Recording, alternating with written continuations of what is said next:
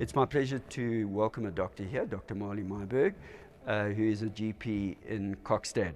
She works at the private hospital and she's recently come to Kokstad to live here with her husband, Henry, who is also a doctor. So, Marli, welcome to the interview. Good to have you with us today. Marli has got an MB-CHB. She studied at the University of Stellenbosch. She did her community service and concentrated, in fact, in pediatrics at the George Hospital in the Southern Cape. And she has a diploma in child health care. Let's just quickly talk about what we know. Is there anything you want to say to us about being an expert with COVID? I think very important, I am a general practitioner. I am not a specialist in pediatrics. I am not a specialist in infectious diseases. Everything that I will mention, I base on information that I've obtained from studies that was done overseas, heard from colleagues that works in Red Cross and Tygerberg Hospital. In Cape Town. In Cape Town. So but I'm definitely not an expert on COVID, and especially COVID in children. Thank you. But I would say, Marli, your views and opinions as a doctor are very valued, and especially here out in the country in Kokstad. So, Marli, today we're going to be talking about younger children.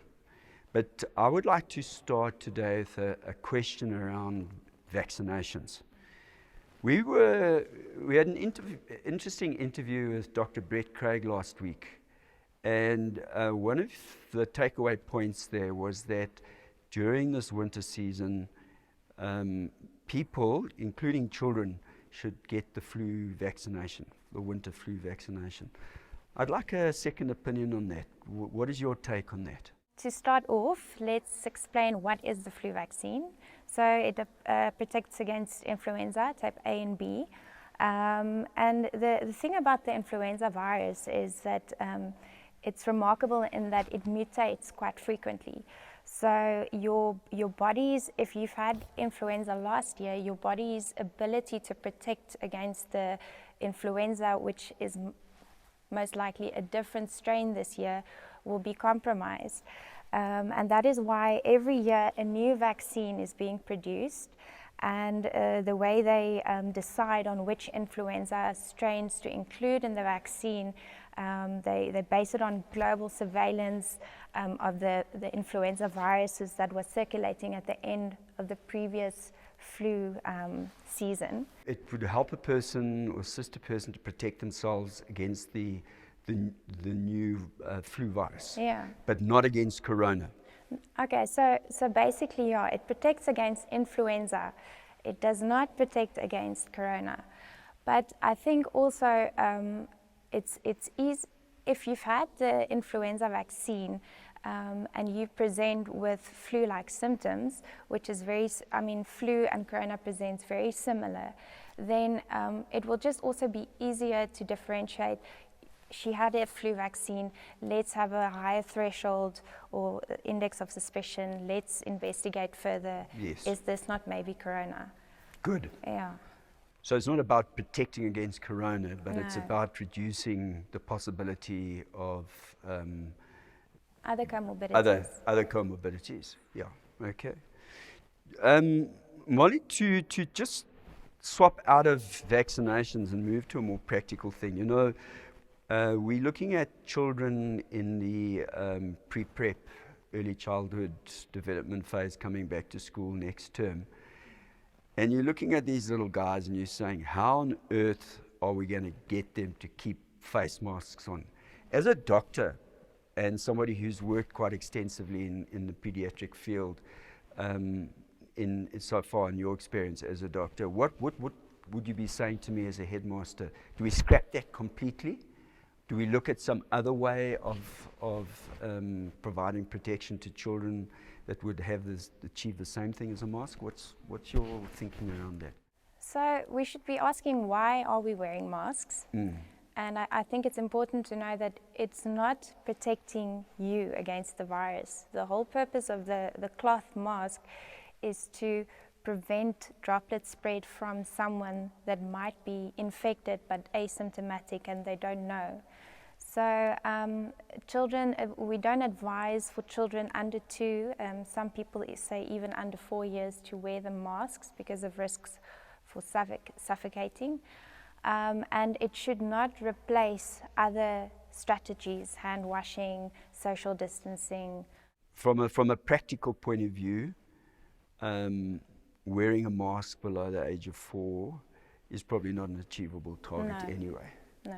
Marli, the other thing is, if we take a 2-year-old or 3-year-old and we talk about comorbidities which increase your likelihood of falling really ill if you get COVID, is it possible to know by that age, 2 or 3, whether your child even has a comorbidity? Would you know that they're asthmatic? Would you know that they are diabetic?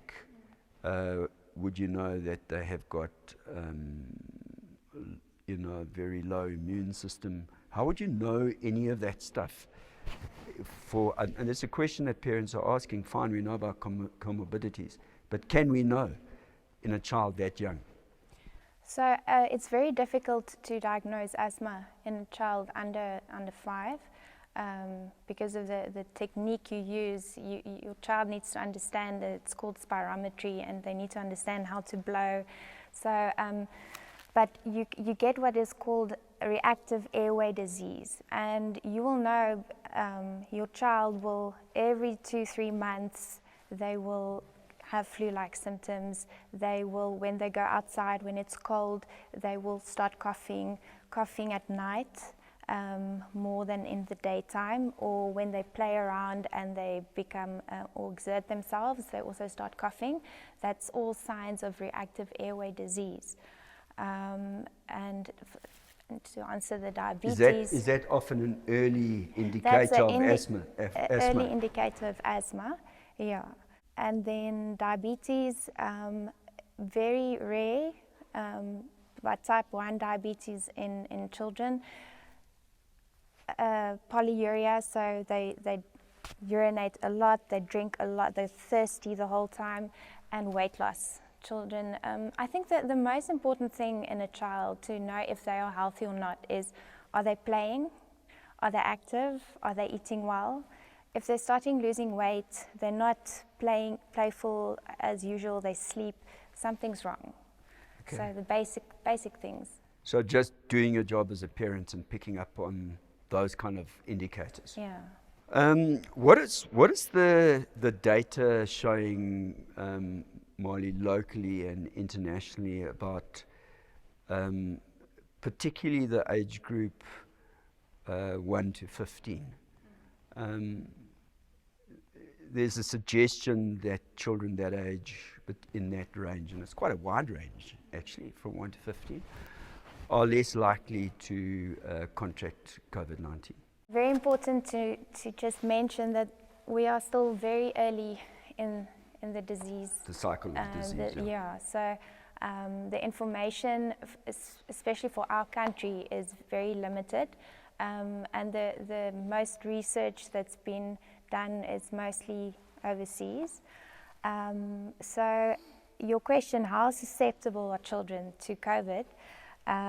There was a systemic lit review from about January to the end of March that showed that children only accounts for about 5% of the diagnosed COVID cases, and that they are 4 times less likely to become infected.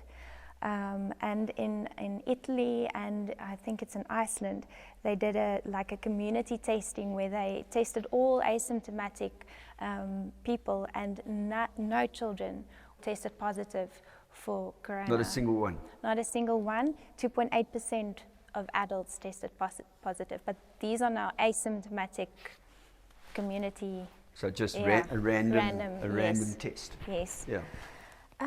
Then the other question is, as soon as a child has become infected, how infectious are they to other people? Yeah, super spreaders. Huh? Yeah. So a lot of people say that children are vectors, they carry the disease.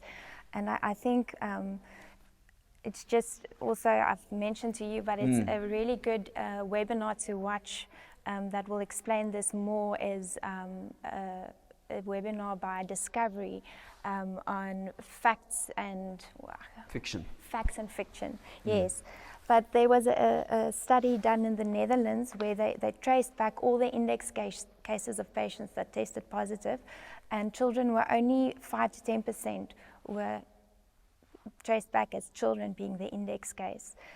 So they say that mainly adults of the same age affect each other. But also then it's important to note that these studies were done while the schools were still closed. So we don't have any... So we really, with schools only being back now across the world, that data's still got to come out. Yeah. The fact that COVID appears to be less common and less severe in children is definitely, that is fact. They're not actually sure why, and there's a lot of theories, and they say that it has to do with the pathogenesis, the cytokine release, that's thought to be less severe in children than in adults.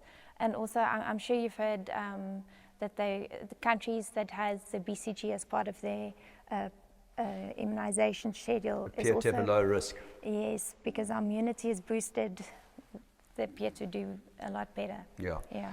So, of course, BCG is the TB vaccine. Yes. Yeah. Well, Marli, thank you very much for joining us today. It's been a pleasure to talk to you as a GP in Kokstad. I would like to wish you well. I hope you're settling in nicely, you and your husband. And yeah, we look forward to seeing you around town. Cool. Thank Thanks. you very much.